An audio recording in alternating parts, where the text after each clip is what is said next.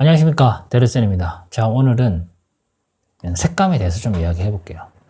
그렇죠, 많은 분들이 이렇게 이야기하죠. 캐논은 인물사진이 죽여준다, 니콘은 뭐가 죽여준다, 아니면 펜탁스는 어디가 좋더라, 이렇게 이야기 하시는데, 사실 맞습니다. 네, 그런 게 있어요, 진짜. 일단 오늘 이야기해 볼 내용은 소니, 니콘, 캐논 이 3사의 그런 이미지를 가지고 여러분들에게 각 카메라 제조사마다 가지고 있는 색감에 대해서 좀 이야기를 해보도록 하겠습니다. 먼저 이제 사진에 대해서 설명을 드리기 앞서가지고 먼저 말씀드려야 될 부분이, 지금 제가 판독했던 기준을 설명을 드리자면 태양광 환경에서 모니터 캘리브레이션이 된 상태라는 것을 말씀드리고요. 여러분이 보는 디스플레이에서는 이 부분에 대한 오차가 어느 정도 있을 수 있다. 그 부분을 제가 미리 말씀을 드리고, 이미지 센서에 따른 그런 차이가 있기 때문에 여기서 우리가 봐야 될 부분은 심도라든지 DR이라든지 개조라든지 그런 걸 보는 게 아니라 단순히 그냥 색감만 보는 것이 좋다는 말씀을 드리겠습니다. 먼저 제가 가장 많이 쓰고 있는 니콘부터 보도록 할게요.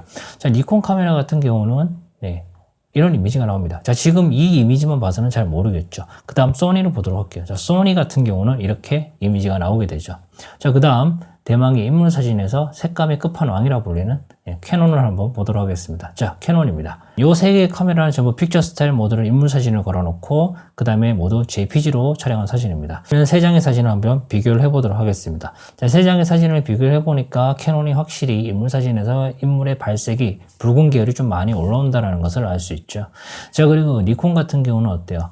붉은 계열보다는 노란색 쪽으로 많이 치우쳐져 있다는 것을 알 수 있습니다. 자, 그리고 이제 소니 같은 경우는 니콘과 캐논의 중간값을 가지고 있다고 보는 게 맞을 거예요.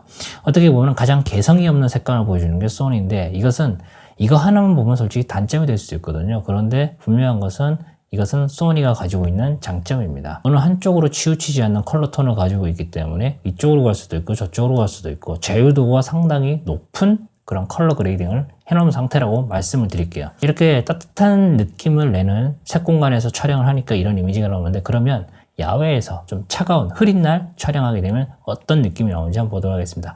자, 제일 먼저 니콘입니다. 자, 니콘 역시 브라운 톤의 대명사답게 상당히 좀 노란기가 많이 들어가는 컬러가 나오게 되죠. 자, 니콘 같은 경우는 역시 마찬가지로 조금 노란 컬러가 많이 가미가 됐다는 것을 알 수 있고, 반대로 캐논 같은 경우는 상당히 청아하고 투명하고 그러면서 붉은색 계열이 상당히 돋보인다는 것을 역시 알 수 있습니다. 역시 인물사진만큼은 캐논이 색감이 좋다 라고 이제 대부분의 모두는 아니겠지만 말이죠, 대부분의 분들이 그렇게 이야기하시는데, 저 생각을 물으면 저도 마찬가지로 JPG에서는 캐논이 색감이 좋다라고 생각하는 사람 중에 한 명이에요. 근데 우리에게는 로우 파일이 있기 때문에 색감 논쟁에 의미가 없다 이렇게 말씀하실 수도 있겠지만은, 로우 파일도 색감이 다 다릅니다. 그래서 카메라 제조사마다 가지고 있는 고유 색감이라는 것은 절대로 무시할 수 있는 수준이 아니고, 그 컬러를 똑같이 만들기 위해서 들어가는 시간을 생각한다면은 그냥 카메라 하나 사는 게 더 빠를 거예요, 진짜. 왜 그러냐면은 각 상황에 맞는 그런 컬러 톤을 따로따로 전부 구현을 해줘야 되는데 그거 하기 힘들잖아요.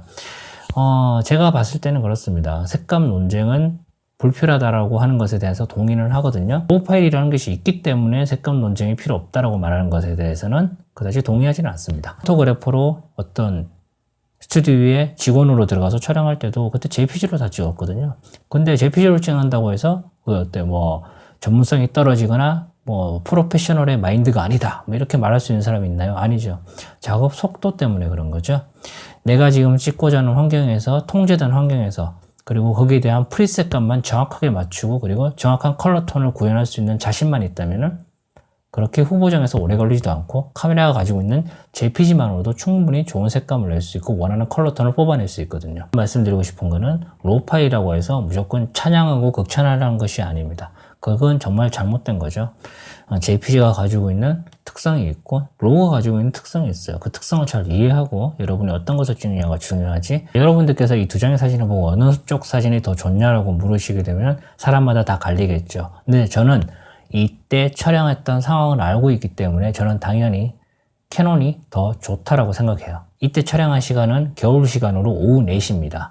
오후 4시에 해가 이제 서서히 지려고 준비하고 있는 상황이었는데 빛 자체가 상당히 노랬거든요. 그래서 그 노란 것을 그대로 표현해 줬어요, 캐논 같은 경우는. 근데 니콘의 Z6 같은 경우는 화이트 밸런스를 강제로 돌려버렸죠, 저희가.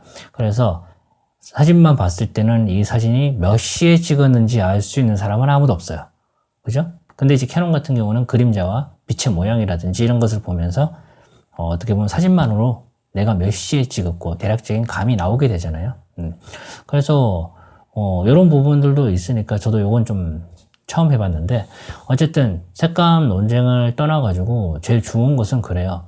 여러 가지 컬러 톤을 입히고 여러 가지 그 어떤 프리셋을 입히고 그런 거, 이쁜 컬러 톤, 누가 봐도 박수를 칠 만한 그런 아름다운 컬러 톤, 그런 것을 뽑는 것도 중요한데, 사실 제일 어려운 보정은 내가 눈으로 보는 장면을 그대로 사실적으로 표현하는 게 제일 어렵거든요. 그래서 여러분들께서 어떤 촬영 환경을 찾아가셔가지고 사진을 찍을 때는 내가 지금 보고 있는 환경에서 얼마나 사실적으로 집에 가서 보정을 할 수 있는지, 그런 부분들을 기준으로 가지고 연습을 하신다면은 보정 실력이라든지 앞으로 사진 생활을 하는데 사진을 보는 눈이라든지 그런 부분들에 대해서 상당히 많은 발전을 하지 않을까 싶습니다. 자, 오늘 여기까지 하겠습니다. 고맙습니다.